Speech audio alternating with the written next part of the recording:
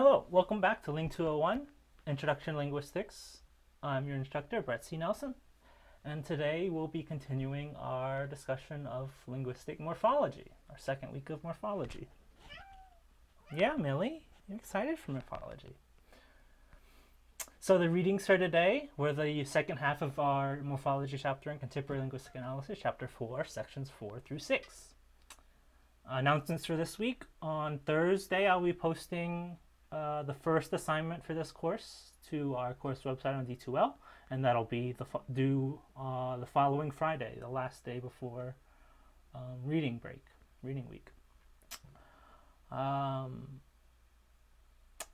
After that, on Friday, this upcoming Friday, quiz 3 will be due for the current chapter of morphology.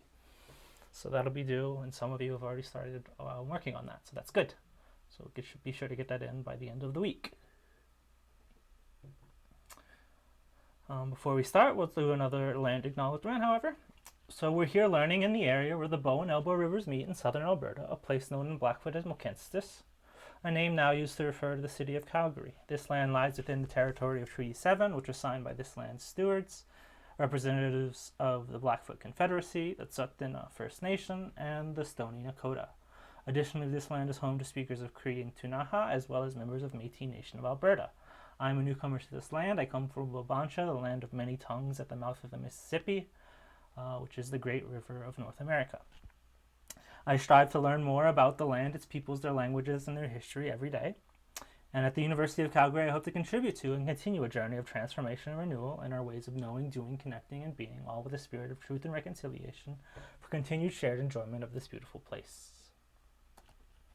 So the plan for today, we'll be continuing our discussion of morphology by introducing the second major type of morphology, inflectional morphology. So this is one of the two major types of morphology, and English does have some inflectional morphology, but not as much as other languages do. So we'll go over every single inflectional morpheme that English does have, which is not a lot. So that'll take much less than half of today's lecture.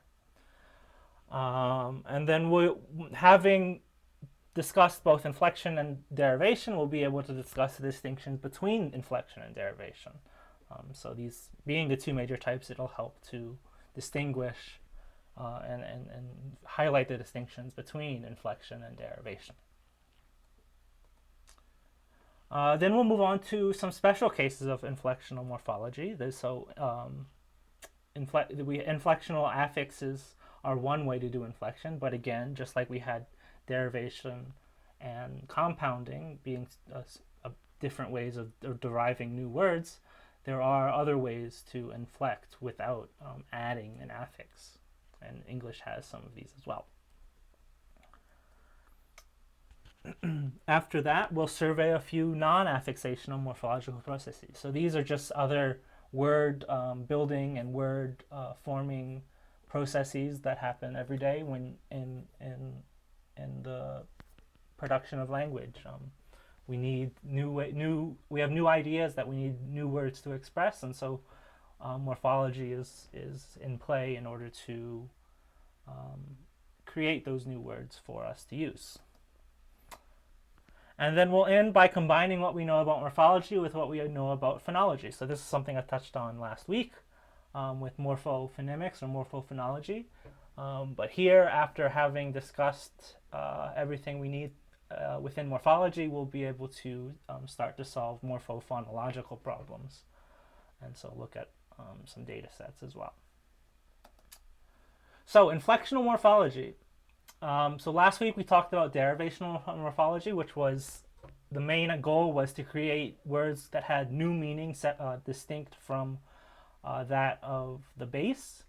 With inflectional morphology, this has to do with morphemes that have less to do with creating new meaning and more with just adding some grammatical nuances that make the sentence, I guess, flow a bit better or more grammatically. So in general, inflectional morphology has to do with grammatical meaning more than lexical meaning. So yeah, inflectional morphology deals with shades of grammatical distinctions. For example, we could talk about the timing of an action, so a verb, which has to do with tense and aspect. Whether a noun is singular or plural, in other words, number. There's other ways to talk about besides number, besides singular and plural. Some languages have dual systems, which talks about things that are groups of one, two, or more than two, rather than one and more than one. And other languages have pockle, which means a few. So they have a four-way distinction in number. And they would mark that by inflectional morphology. Another grammatical meaning that inflectional morphology can add is indicating who's doing the action. So this is usually described by the word person when it comes to agreement on verbs. And so the person, first, second, or third, refers to who is doing the action, who's carrying out the action that the verb is referring to. So the morphemes that express all of this information, and there's more than these examples, but just these types of grammatical distinctions, the morphemes that do this are inflectional morphemes. And so that's where we get our inflectional morphology, which is today's topic. So English, as I mentioned at the top of the lecture, that has a limited number of inflectional morphemes, and these are all suffixes. So because they have to do with these grammatical distinctions, and there's less option, there's definitely fewer options. There's fewer than infinite options. There's a limit on the creativity you can have with inflection. So we have a very limited number of affixes. And so English only has 8 inflectional affixes, and as I said, they're all suffixes, so they all appear after the base that they're attaching to. So other languages can have more, and some languages don't have any. Some languages have less or fewer. But despite only having 8 inflectional affixes, English does also inflect by using non-affixational morphology, which we'll talk about after our affixes. So we'll start by just going through the inflectional affixes for each of the lexical categories that we talked about last week. So the first of these we'll talk about is nouns. So it's hard to just explain it without giving examples, so I'll just give examples here. So we have cat and cats, dog and dogs, and fish and fishes. So if we can compare those and we think about what they mean, the first member of each of those pairs is talking about one object that we can call a cat, one object that we can call a dog, and one object that we can call a fish, whereas the second member of each of these pairs is talking about more than one. So more than one cats, more than one cat, more than one dog, more than one fish. And so that's what cats, dogs, and fishes refers to. And so we call this the plural suffix in English, and it indicates that there's more than one. So there are several different, there's only one regular plural suffix in English, and this is the S. We should write it with S. However, it does have some phonological properties that make it more like Z more often. So we have dogs. But we'll write it with an S, so we call it the plural S. And this plural S means more than one or singular. There are other non-regular plural suffixes in English. We won't talk about them too much today, but they do exist, like how we call more than one ox, some oxen. These were historical plural suffixes in older forms of English, but they've been restricted to just these very few forms that they attach to pluralize. And so be aware that I say there's only 8 inflectional affixes. There's only 8 regular inflectional affixes in English.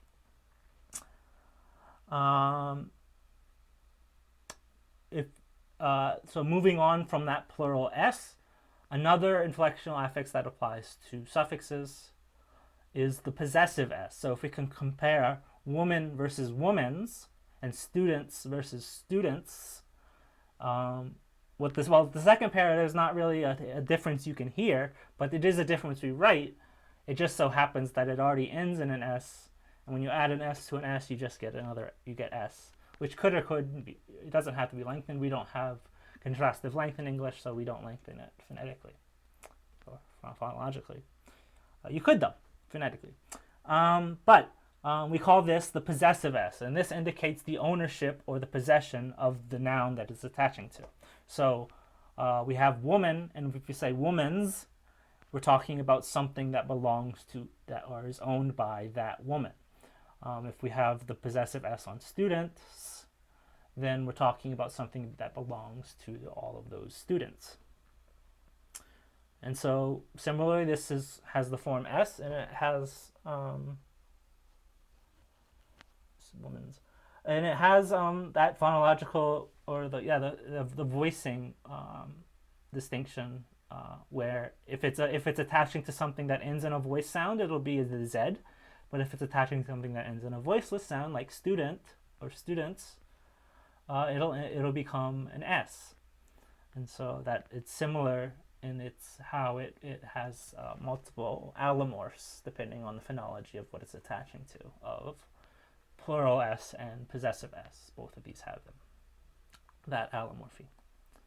So those are the inflectional suffixes for nouns in English. So next we'll move on to adjectives.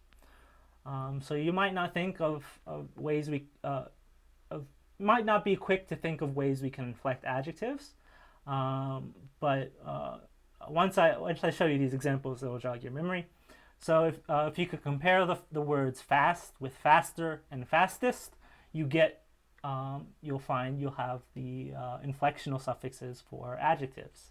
And so another example of this set would be cold, colder, and coldest.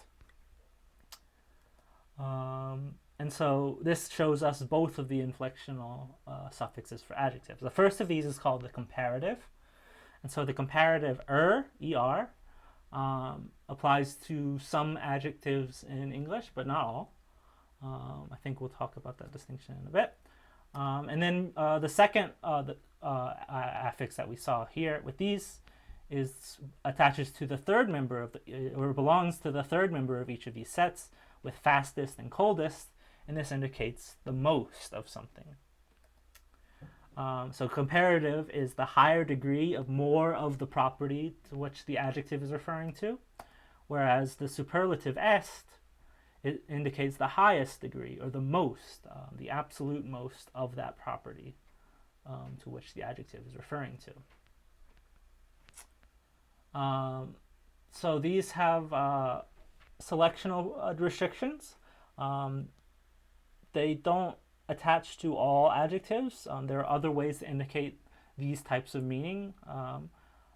There's one other way, and that is to have a separate word rather than an affix. So another way to indicate the comparative in English is to put more in front of that adjective, and that's actually the more productive way to indicate the comparative in English. And the same thing for the est superlative suffix. Instead of doing that, you can add most to before the adjective, and that will indicate the highest degree or most of that property as well. So these are restricted usually to shorter Germanic words, because it is a Germanic derived suffix, so it does tend to prefer Germanic bases, and so and it just so happens that Germanic bases happen to be shorter monosyllabic or disyllabic words to which they can add themselves to. And so that is just a fun fact about the comparative and superlative est in English, and perhaps why they're not as productive as other inflectional suffixes in English, because we do have lots of non-Germanic and longer words that just doesn't make sense to add those suffixes to for some reason. All right, so those are the nouns and the adjectives. Next, we'll talk about the inflectional suffixes for verbs. And so this will be the most frequent, so we have a whole slide to talk about verbal inflectional suffixes in English. So again, I'll just give you some pairs of words to compare. We have eat and eats, and drive and drives. And so the difference between each of those words is what we write with an S, so we'll call that the S suffix. And another example of this is catch and catches. So sometimes it's written with ES, just like that English, the plural suffix on nouns. However, this doesn't indicate plurality. For verbs, it in fact indicates singularity. In fact, a specific type of singular on verbs, which indicates third person. So this means it's not me and it's not you, it's someone else. Singular, it's one of them, and it happens to be a non-past suffix. Or you might describe this as a present. It means someone's doing, or someone does it or is doing it right now. So yeah, this indicates that it's the subject, the person who's carrying out this verb, is one thing, it's one noun, and it's not me, you, or us. In other words, it's someone else, and they're one of them doing this verb. So when eats means eats, drives, and catches means one person is eating, one person is driving, and one person or one thing is catching. Could be a thing. I think a thing could drive, I guess. Yeah, self-driving car drives. Yes.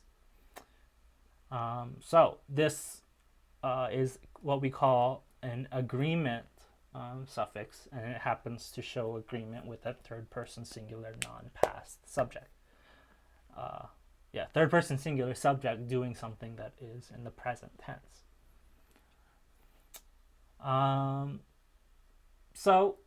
That's something that most, I think, English speakers will use on a daily basis. So it doesn't need much more explanation than I've already given. And really none of these do. Okay.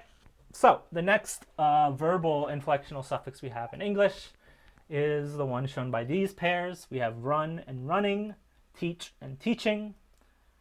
And so this is a different verbal suffix. It doesn't necessarily show agreement because it happens to really any subject can appear with each of these.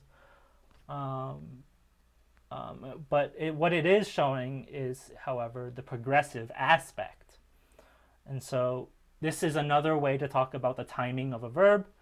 And specifically, this progressive means the action is in the middle of taking place. It hasn't ended, it is ongoing, and is taking place right now, or whenever the now of that sentence is.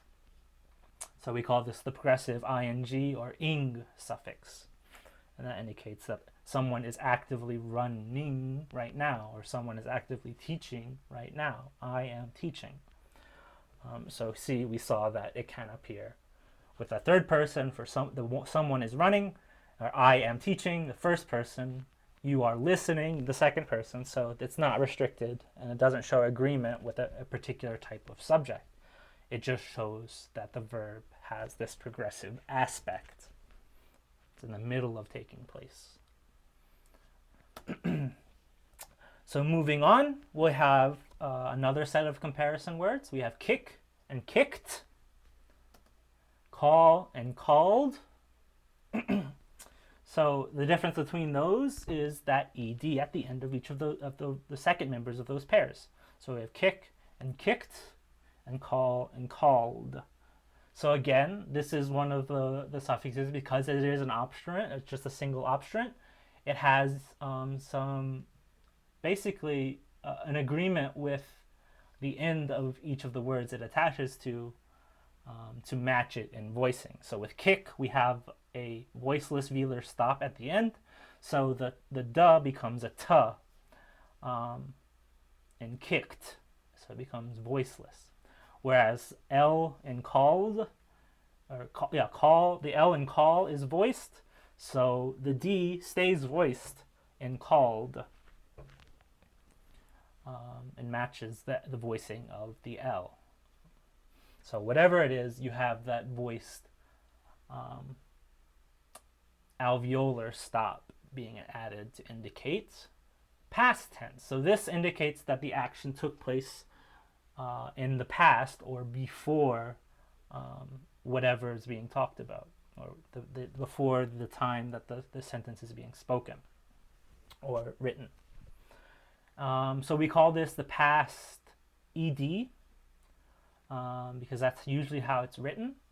And as I mentioned, it does have some agreement properties with the phonology of what it's attaching to. So this is the regular past tense forming suffix in English. Another thing that you might consider past but isn't necessarily a past tense is shown by these examples. So we have fall and fallen, and work and worked. And so this one needs some context to show that it's a bit different than the actual past tense that we just talked about a second ago. Another example is play and played. So I have fallen versus I fall versus I fell. Fallen takes the en to indicate that it is a participle. So the participle has two different suffixes that can indicate the participle in English.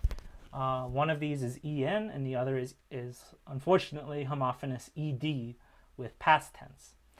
And this is a specific indication of that an action took place before some other anchor event. So it's not necessarily in the past when compared to when the sentence is being spoken or written. It is indicates that the action is completed before some other referring action.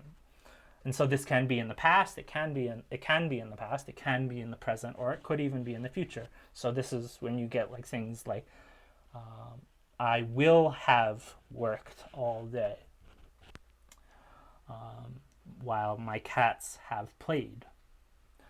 And so this is why we don't call it specifically a past. We call it just a participle, and this specific type of participle is called the perfect, and that perfect is actually what it means. Perfect meaning it's been completed, and it doesn't stick it precisely at a point in time, just in a time before another action that we're talking about is taking place or has taken place as well.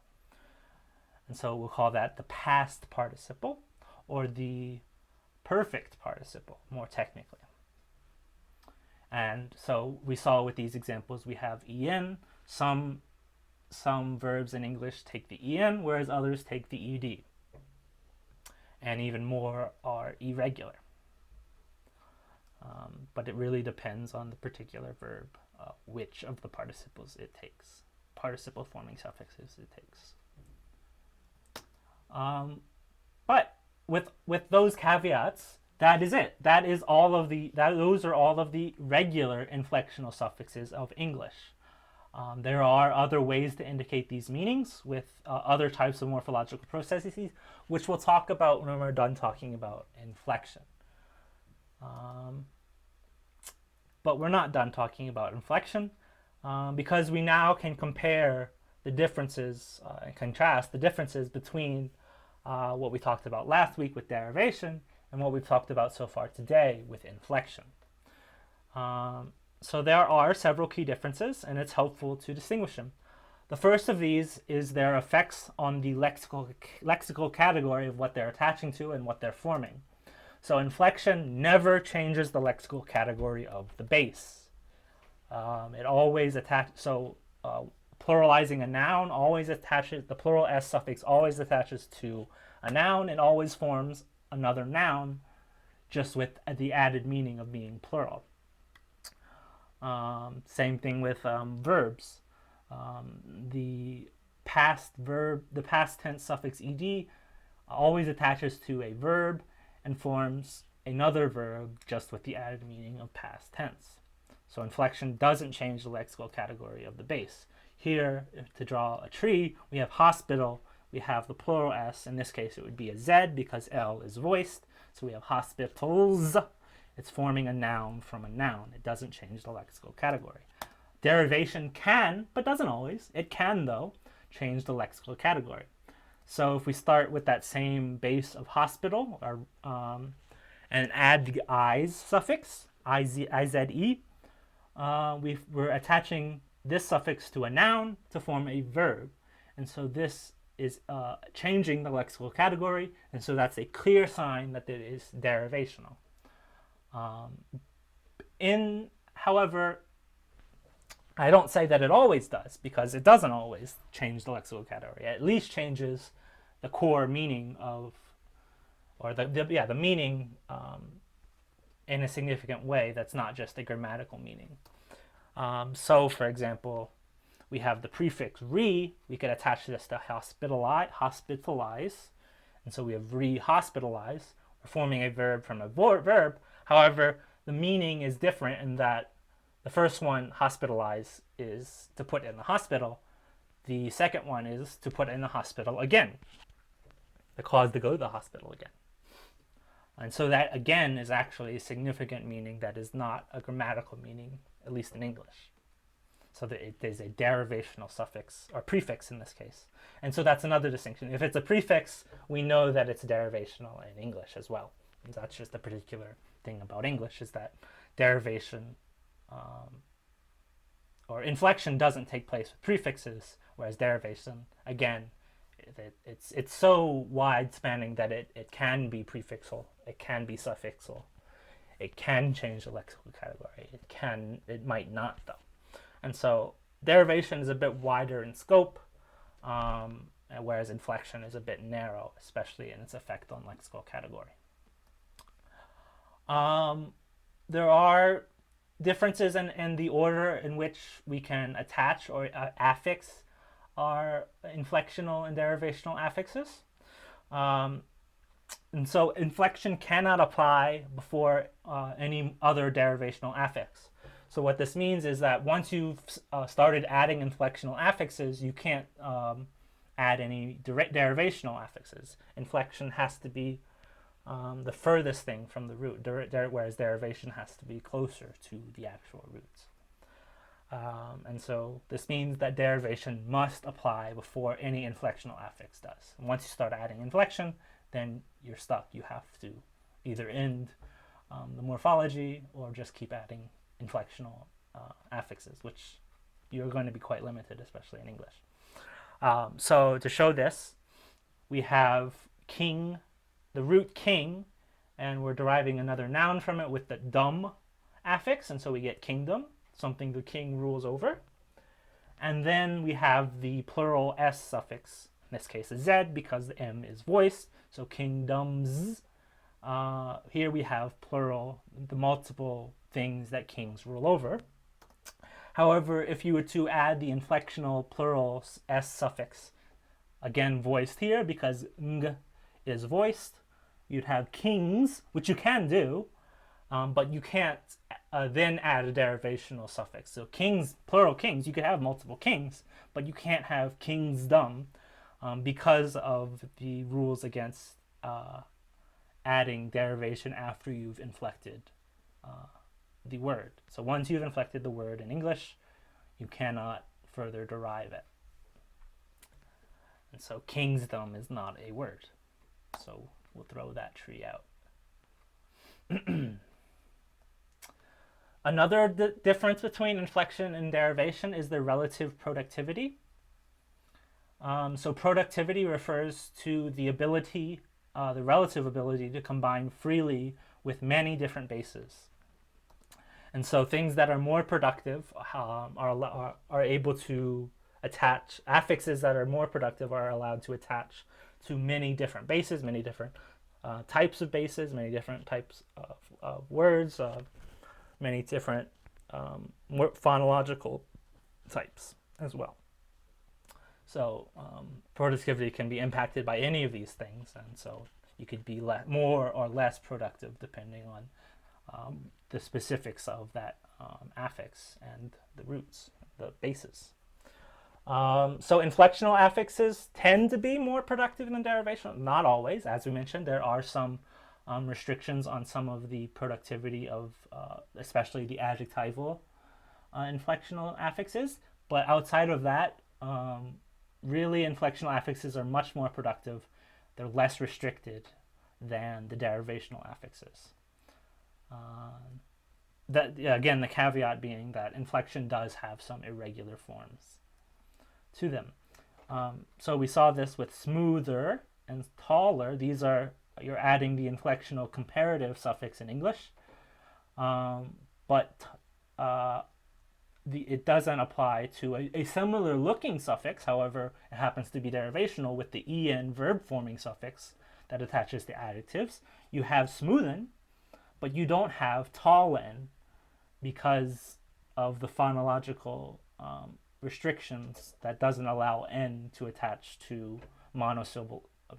It does. It only attaches to monosyllables, and only monosyllables that aren't sonorants at the end.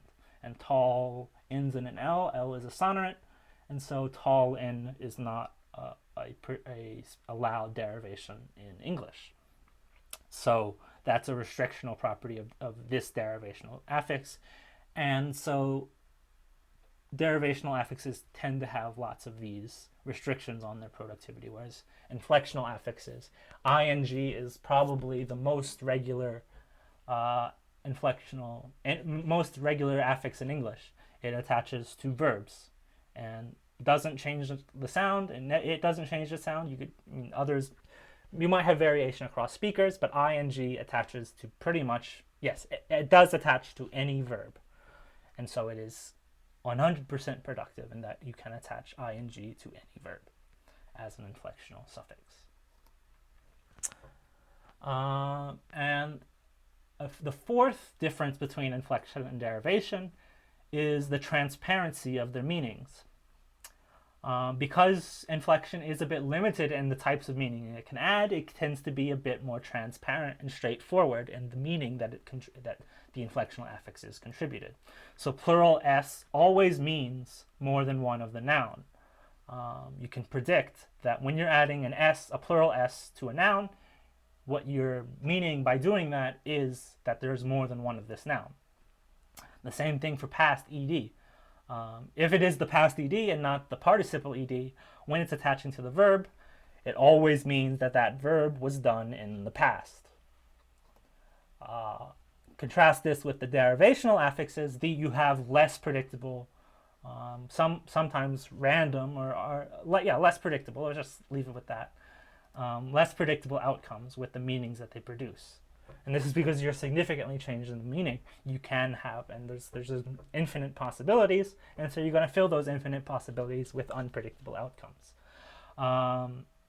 So we saw this with the er suffix. It's technically called the agentive because it means a doer of the verb, but the specific type of doing of that verb isn't necessarily predictable. So the er suffix that attaches to verbs and forms nouns, they can be professions, but they don't have to be. So a driver can be a profession. Most restrictedly, it means someone who drives, but a driver is someone who can be paid to drive. But not many people are paying people to drink. I hope not. Yeah, whatever. If someone wants to pay someone to drink, go ahead. But that's probably unethical. So don't do that.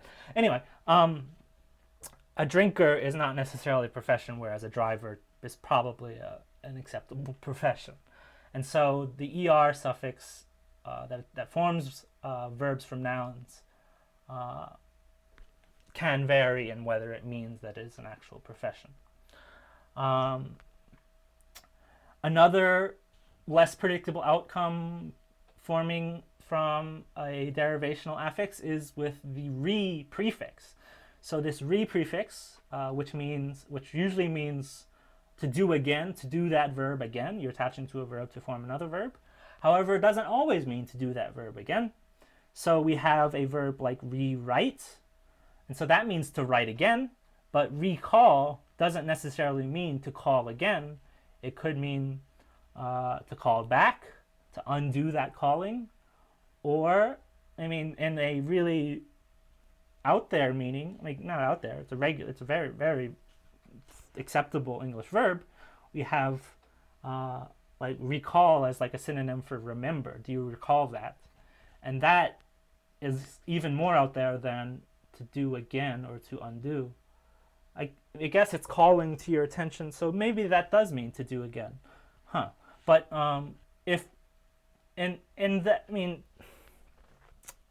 So you have those options. As again, it's less predictable. You're not always getting to call again. You sometimes get meanings that mean to undo that initial calling, or undo that initial verb. And so that's just part of the lexicalness of these derivations. They have less predictable lexical outcomes that really just depends on exactly what they're combining with and how we use that new word that they're forming. And so that's something about derivational affixes. They're less predictable than the predictable transparent meaning applied by inflectional affixes. So that is our basic, that really does it for inflectional affixation in English and all of affixation that we'll talk about in our lectures. There's plenty to talk about in terms of discussion, but for lectures, we're done with affixation. There are, however, other ways to inflect besides affixation.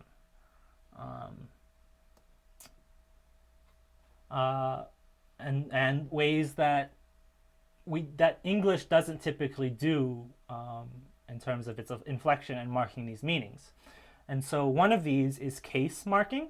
So if you've taken Latin, Greek, Spanish, Russian, Japanese, lots of other languages which depend heavily on the case marking of their nouns, and so the grammar is marking nouns with particular forms, either affixes or changes in the structure of the noun. However, it's marking the noun to show its relation to the verb or to other words in the sentence. And so this is what we talk about when we talk about the case of a noun. It's talking about the different relationships it can have and the specific relationship when it is case marked with another thing in the sentence. It's usually a verb. It doesn't have to be. So German is a related language closely related to English that still has case marking in its articles, so it's words that mean the or are changed depending on the actual case of the noun that they're they're accompanying. So we have der Mann gab dem Jungen dem Teppich.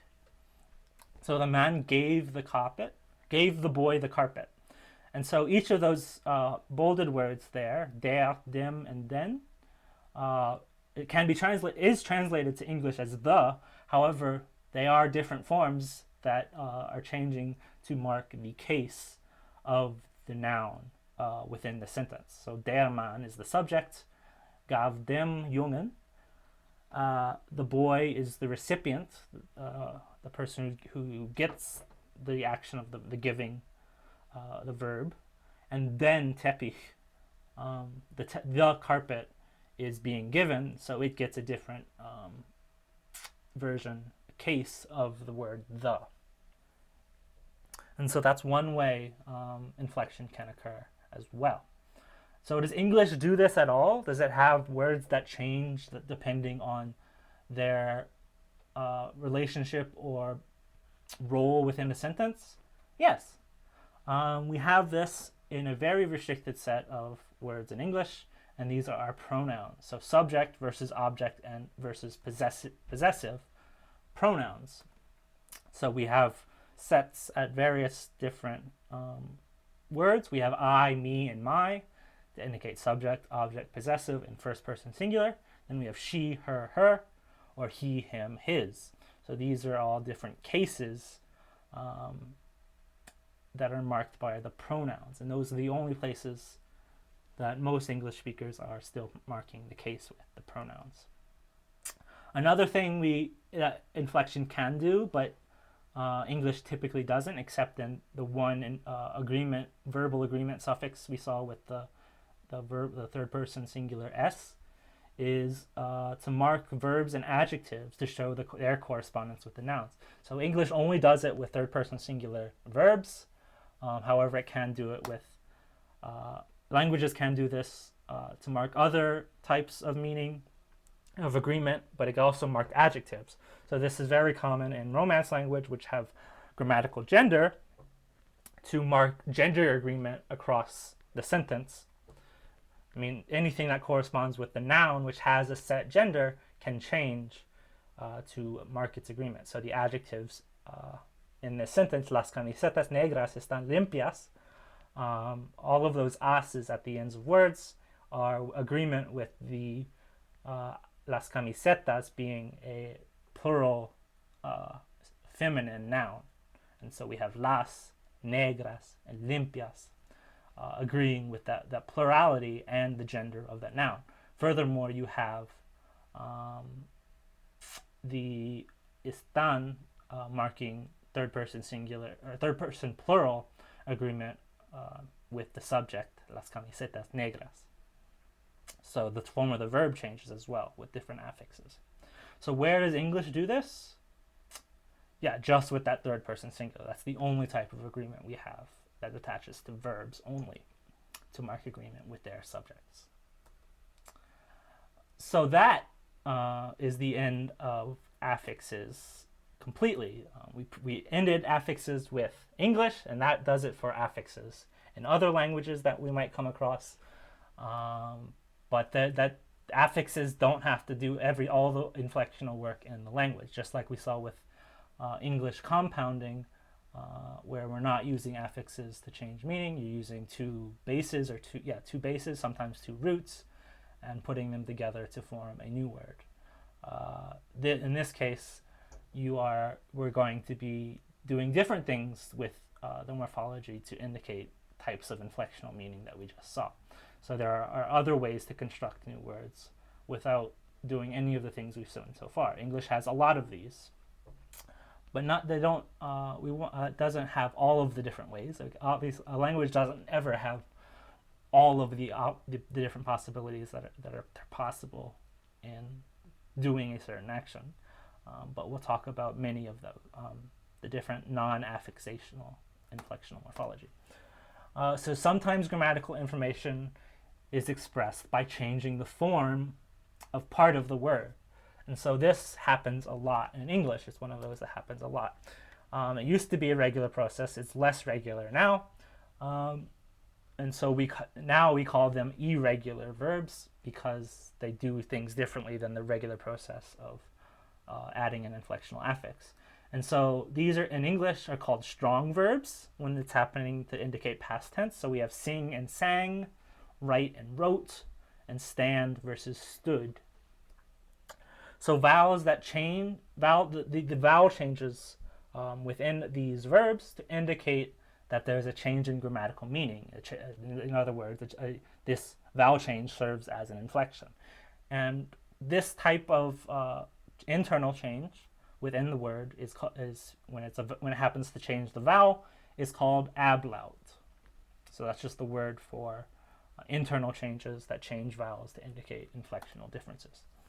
Other types of internal change that can indicate inflection or that co-occur with inflection is stem changing verbs in Spanish. So we have the Spanish infinitive mover, to move.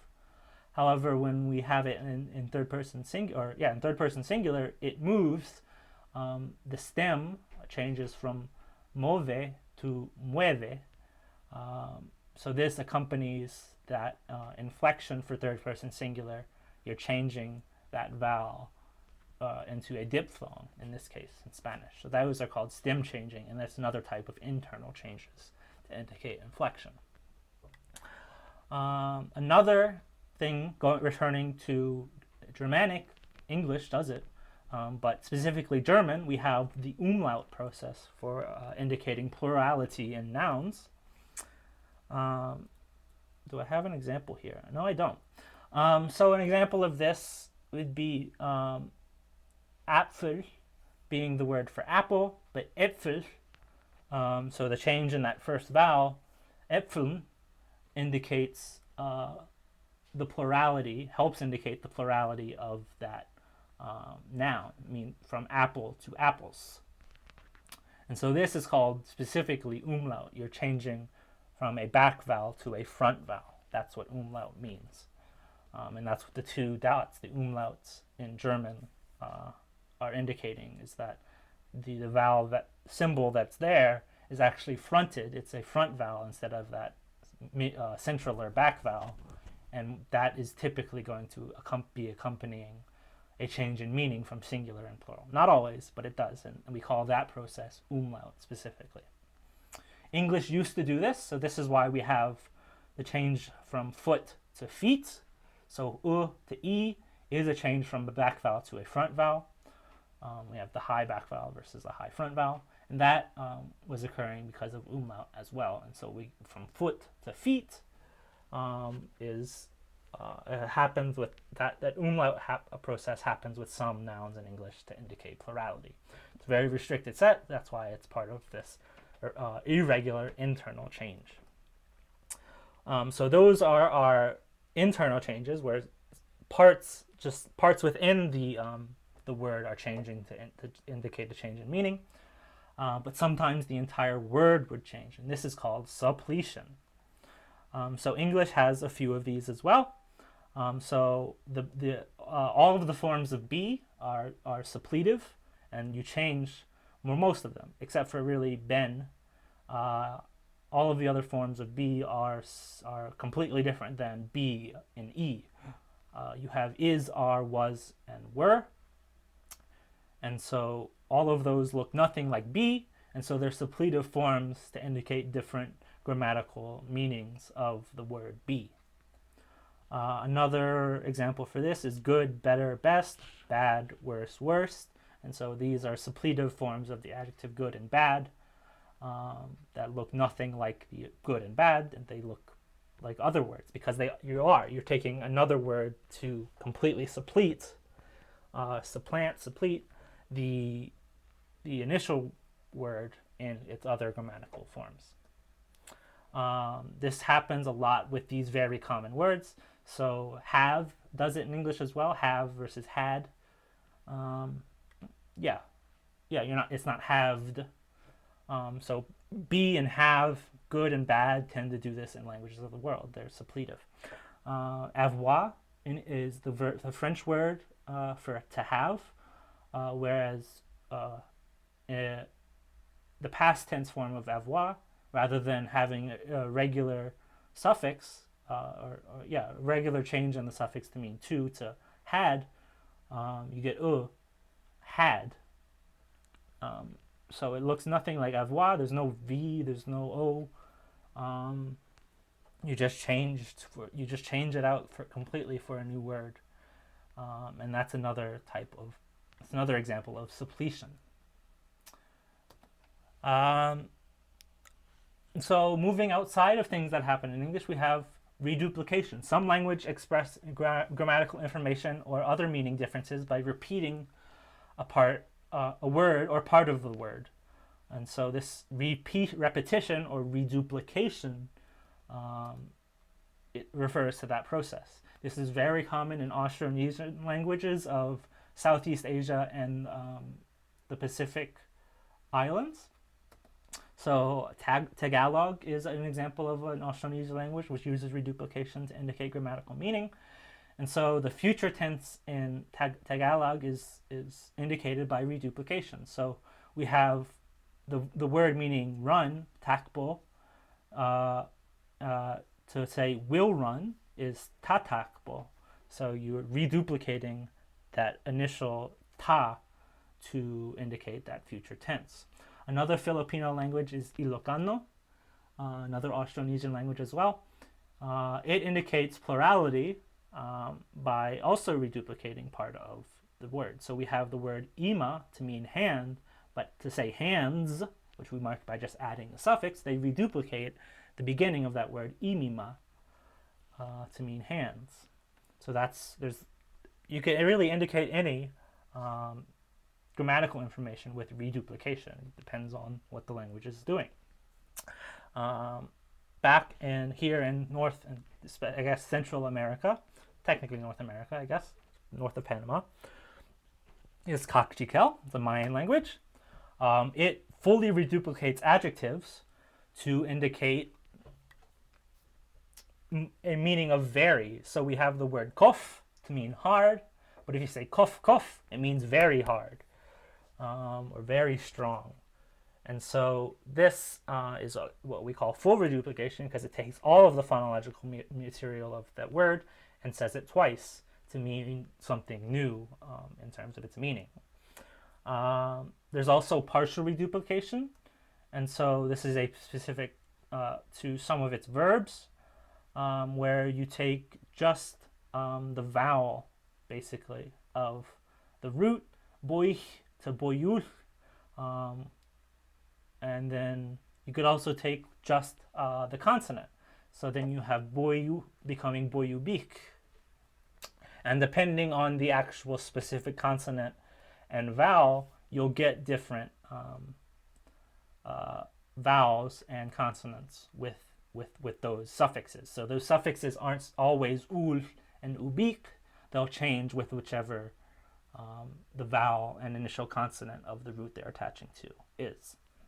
So those are technically partial, very minimal, but partial reduplications. So that's some ways in which phonology can be used to indicate different meanings in the morphology. Another way phonology can be used to indicate meanings in morphology is tone. So some languages express inflectional grammatical information through grammatical tones. So in monobili, they express the difference between past and future with a change in tone. So the high tone in this language indicates, so this indicates a high pitch of the phonological material. So we have da, zi, wo.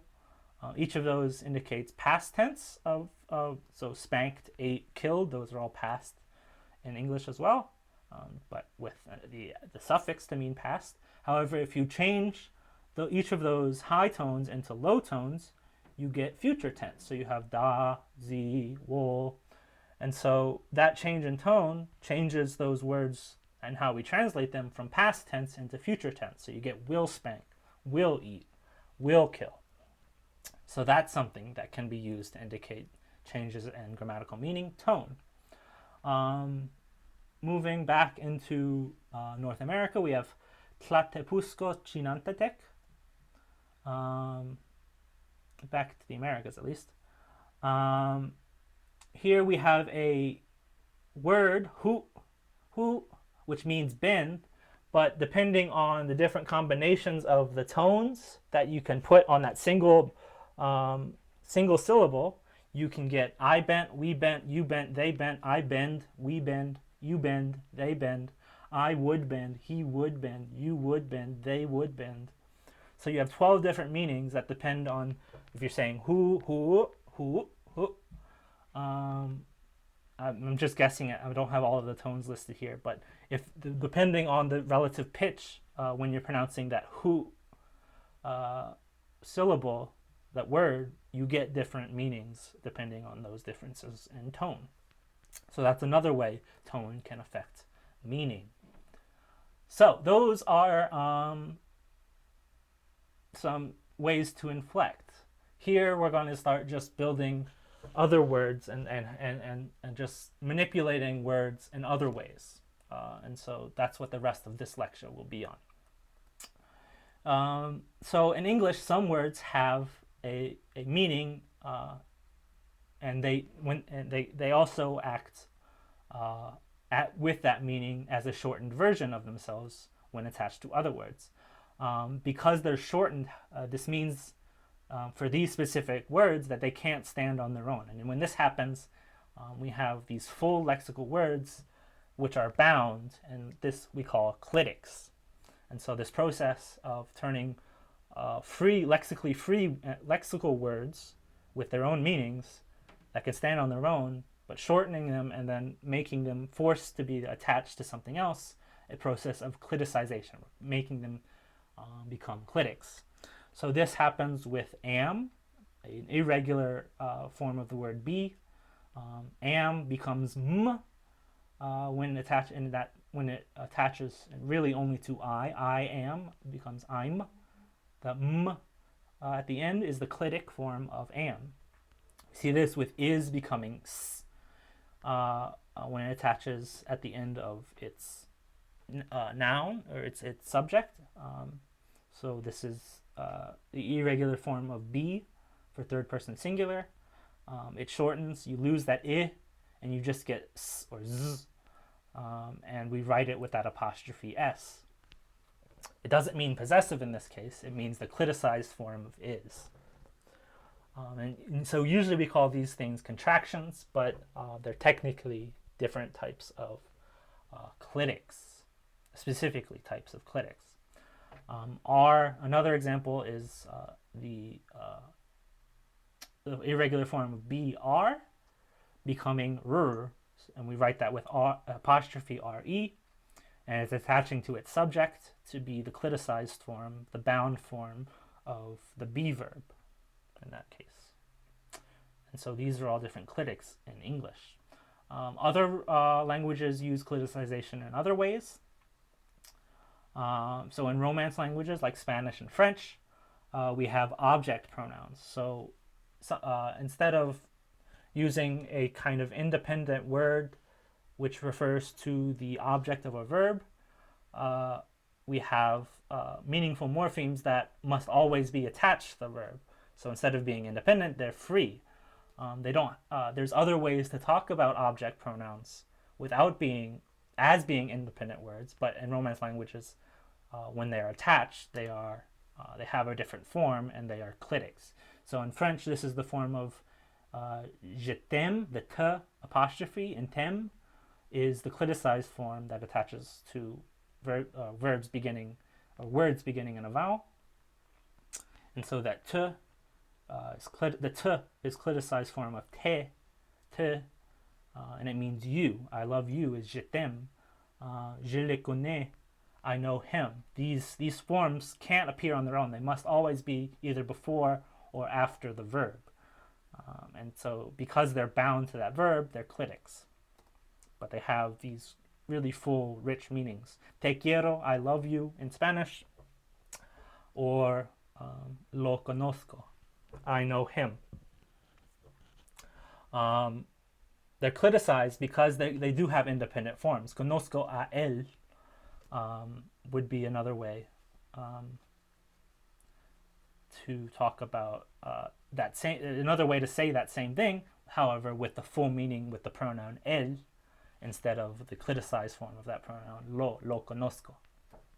So that's what we're talking about when we talk about clitics. It's a really shortening contraction, making free forms bound to something else.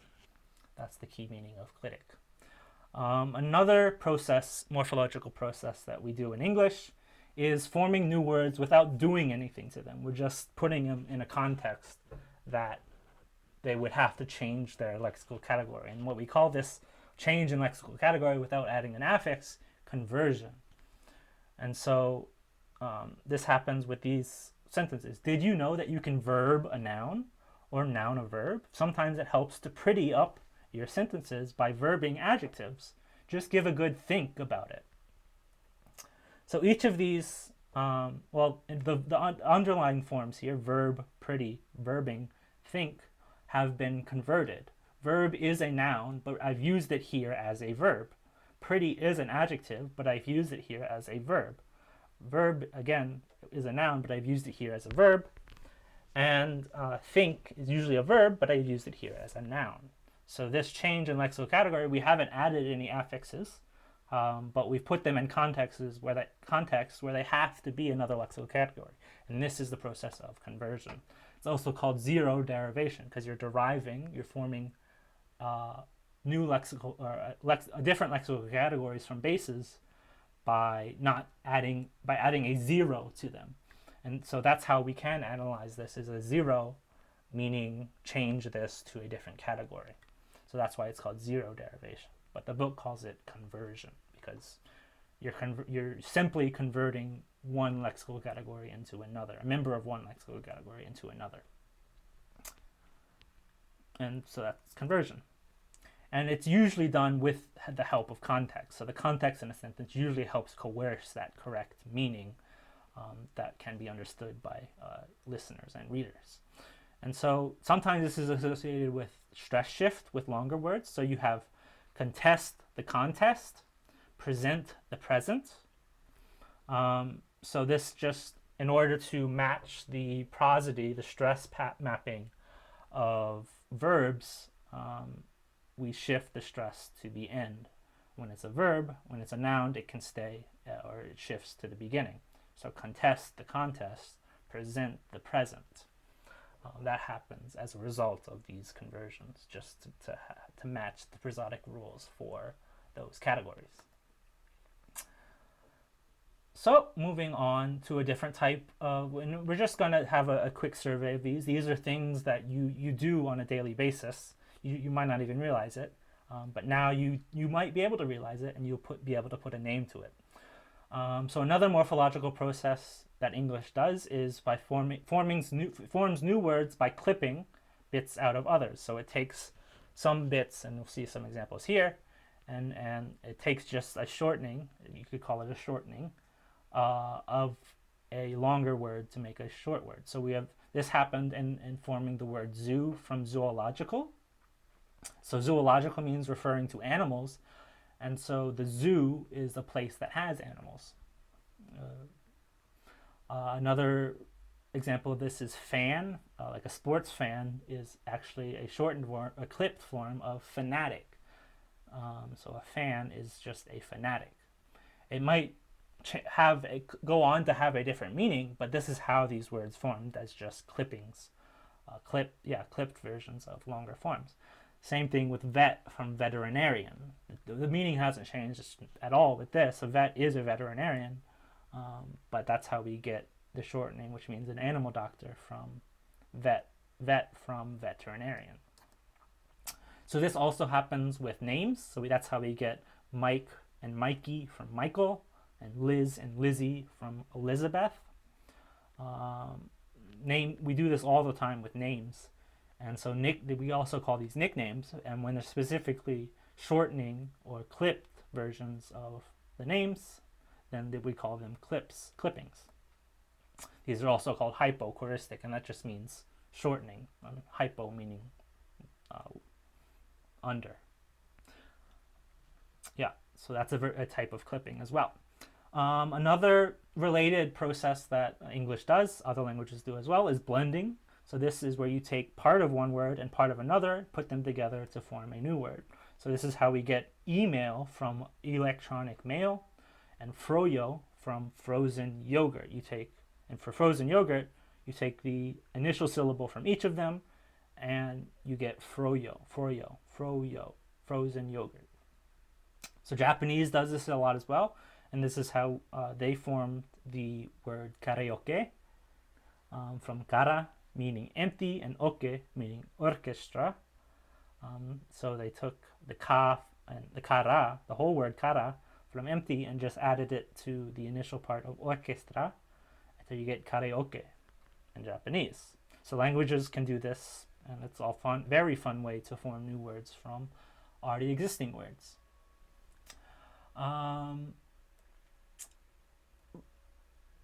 Another process that English does is to create new words is remove parts of words that seem like affixes.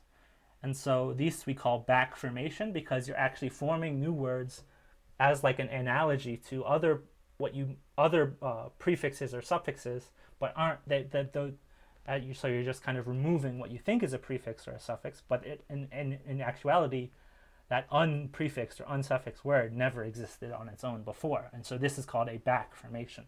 So we get lots of verbs this way. We have a word orientation, but before that, the verb orientate didn't exist. But we saw that shun as a suffix to orientation, and we just clip that off of it, and so we just get orientate as a back formation from orientation. Same thing happened with editor. So editor is a word we borrowed from Latin, but we've since back formed a verb from that seeming edit plus or, but it wasn't actually that way. Now we have a verb that kind of fills that agentive process, but that agentive process never existed. We've back formed the verb from the noun by removing what we thought was the agentive suffix.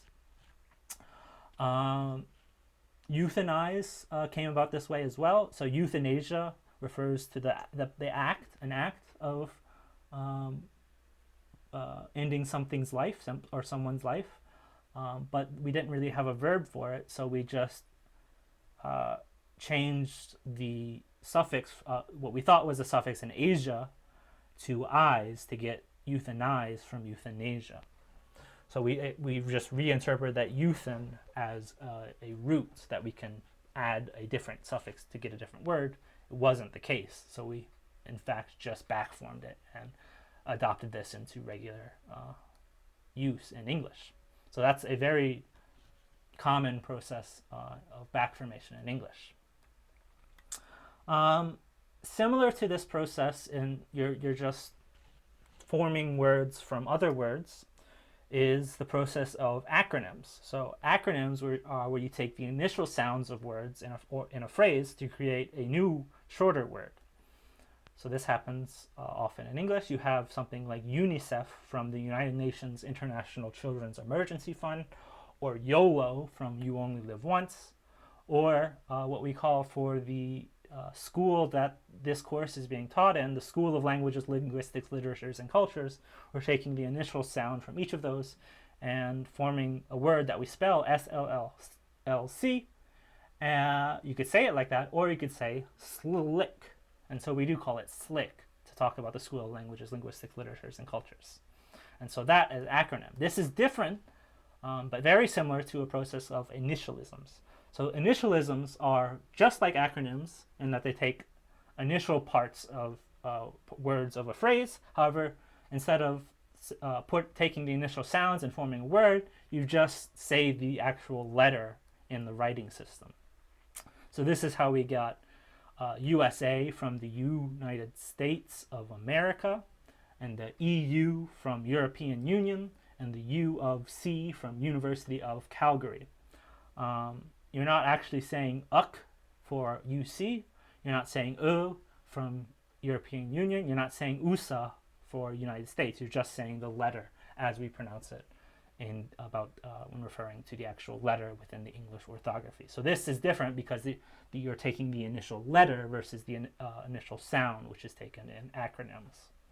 So it's a very small difference, but it is a meaningful difference in that initialisms are talking about letters, acronyms are talking about sounds and forming new words. Speaking of sounds, we have onomatopoeia.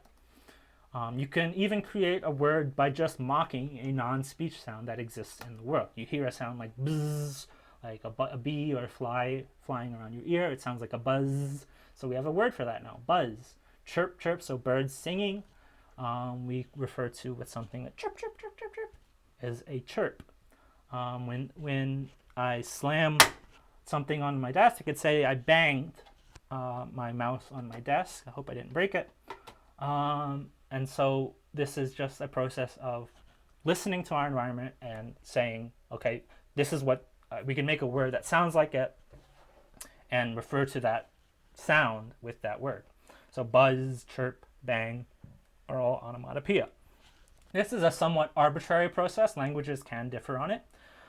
So each of these refers to the same sound in the world, but just in different languages. So you have kikiriki, kukukwaok, and kokeoko, kokekoko,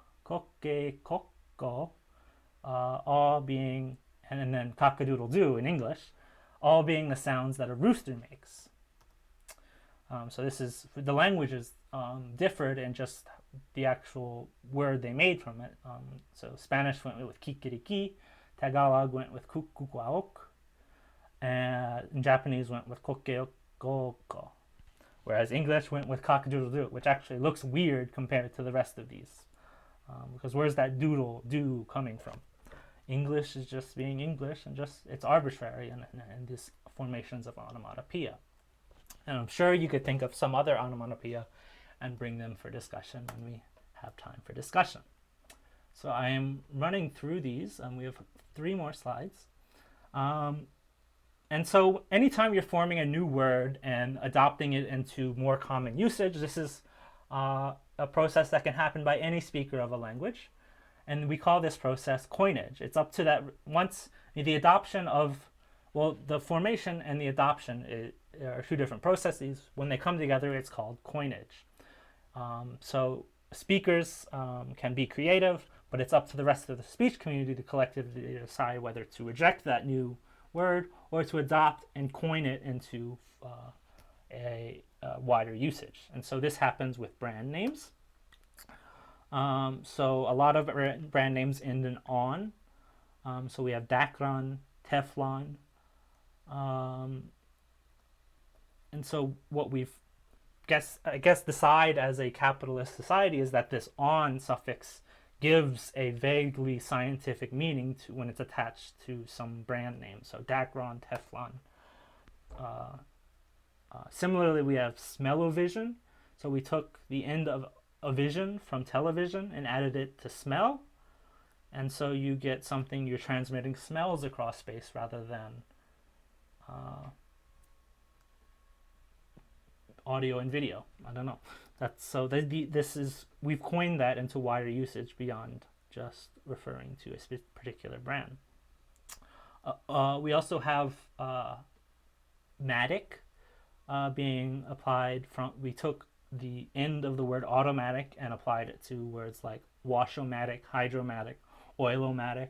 Don't know what those mean. I mean, I have a vague thing, but you can kind of understand what those words mean, and when you're applying them to washo or hydro or oilo, something that automatically does all of those things. Another coinage of new words are eponyms. So these are words that are created by just naming either in honor or in honor of their founder. So eponymous meaning belonging to someone, a person. And so these are words that refer to people. So units of measure do this, like watt, Celsius, Röntgen. These are all referring to different scientists who were big in their fields, and so they named units of measure after them. This also happens when you're genericizing brand names into more common usage. You're referring to that brand to refer to general products that even that brand might not be making. So Kleenex referring to all types of tissue even if they're not made by Kleenex brand. Xerox to refer to all types of copiers even if they're not made by the Xerox company. And Google to refer to an internet search even if you're not doing it on google.com or google.ca. So when you're genericizing it, you are referring to these proper nouns, these specific people or organizations, but you're not actually referring to the actual organization themselves. You're just kind of giving credit or being a wider usage than originally intended for that person or organization. So another way words can, or in languages can add meaning, add words to the lexicon is by borrowing words. So English, these are called, when you borrow a word, it's also technically called loaning a word as well, depending on the direction of action. So English has a ton of loan words. So chocolate from chocolat, from nawat. We have latte from the Italian word for milk, to refer to a specific type of coffee with milk. Chai comes from, so chai tea comes, the word chai comes from Arabic, which came from Farsi, Persian, which came from Mandarin. The Mandarin word for tea is cha. And so through that chains of borrowing these loan words, we get different pronunciations, and even sometimes different meanings. But the initial source of the word chai in English is actually Mandarin Chinese, just through basically the whole of Asia. Feng shui we use in English. Literally in Mandarin Chinese means wind, water, but it refers to a type of organization of furniture and items within a room just to get a particular flow. So we use that in English to refer to that type of action. So this happens all the time. In fact, many words in English are actually loan words from other languages, and other languages also loan more or less freely from other languages. So think of words like that. So now that we've discussed morphology and previously phonology, we can put those two together. So I briefly hinted at this last week. When sounds go together, we get different phonological processes that can apply. And so when we're adding new words to make new sounds come together, then that's combining morphology with phonology. And so you get an interaction which the book calls morphophonemics and I call morphophonology. So this is technically phonologically motivated allomorphy. And so we saw this with the English selection of the past tense ed allomorphs being id after alveolar stops. So noted versus guarded. You also have the voiceless form. After voiceless sounds, it stopped and scratched. So instead of the voice the, you get the voiceless t. You could also just get the regular form of it. The voice, after voice sounds, it becomes everything else really. Called, played, you get that voiceless alveolar stop. And so there are lots of other topics within this, and you can have data sets that have to do with morphophonology. You're adding morphemes to get different phonological processes. And so this involves basically everything we've talked to in this up till in this course: phonetics, phonology, and morphology. It can get quite complex, but it doesn't have to. It can be quite simple as well. And really, English has some morphophonology that are relatively simple. It usually has to do with voicing, and we've seen that here. So that does it for today and for morphology. Again, as announcements, on Thursday, assignment 1 will be posted to D2L if you're doing those. And so that will be due the following Friday. So you'll have 8 days to do that. But before that, on Friday, this upcoming Friday, the day after Thursday, quiz 3 will be due, which has to do with last week's lecture and this week's lecture on morphology. So that does it with morphology. Next lecture we'll be moving on to syntax. So the readings for that will be the first sections of the syntax chapter 5, sections 0 through 1. So that does it. Thank you all for watching and listening. Don't forget to like, comment, and subscribe, and you'll see me or hear me next time.